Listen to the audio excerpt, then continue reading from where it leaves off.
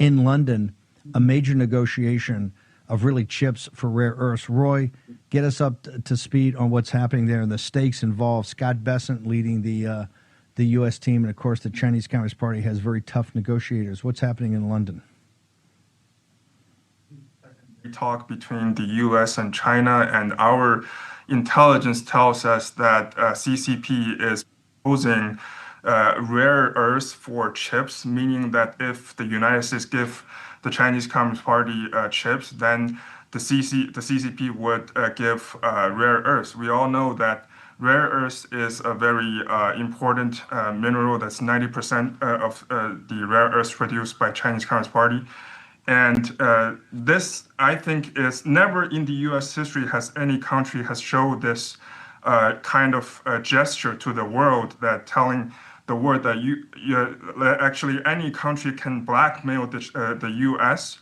And this is what we call a New Plaza Accord, where the U.S. basically have to listen to Chinese Communist Party and listen to their blackmail. And our intelligence just tell us that this is a very politically, this is blackmail against the United States. And rare earths would not be the only thing that they weaponize. I think first thing, we need to think about the U.S. treasuries and also the U.S. investment in Hong Kong and also in mainland China, and also the supply chain around all the production and processing of the products of the United States and the CCP that's providing. Basically, they're thinking President Trump only has 3.5 years, and they have all the time to blackmail the United States. And also, if you look at the whole world, like basically they're flexing. Xi Jinping thinks this will give a set of gesture that all the other countries can blackmail the United States. This is almost like a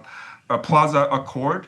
But the positions shift. Like the U.S. is in the position of Japan right now, and making the case that U.S. will, President Trump, just like we talk about, like how President Trump is begging the Chinese Communist Party to make a deal. And although this is very unfair for Trump, Trump is only in office for only like 6 months, and this is a result of almost 50, 60 years. With the appeasement policy and the collusion between the CCP and Wall Street and the Silicon Valley and the colluders inside the United States. Before I go to Ava, though, in this situation, because we had them over the barrel, we had the leverage with the chips in the chip ban. Did we get caught unawares? Yes, it's been 50 or 60 years, and President Trump almost had the huge deal in the first term. But did we get caught unawares of the auto industry and others' reliance upon the magnets that rare earths are not rare at all, they're just dirt, but the processing of them and processed rare earths using things like magnets are incredibly important in production. Did we get caught up because the CCP has said, they've said 2 or 3 times, oh yeah, we're going to do it, and they haven't done it. That's why President Trump keeps saying, hey, they don't follow through with what they're going to say in Geneva. Did we get caught unawares, and is that the leverage the CCP has over us, sir? Yeah, I think this is planned, and as I said, this is kind of like CCP is politically blackmailing the United States, understanding that the United States doesn't have the time to move all the processing and production back into United States. And CCP understands this very well. This is a complete weaponization of the supply chain, just like what happened in 2019 when the trade talks still happening and CCP released a deadly virus and killed 1 million people later. And then they sucked up all the PPEs. And ventilators and masks.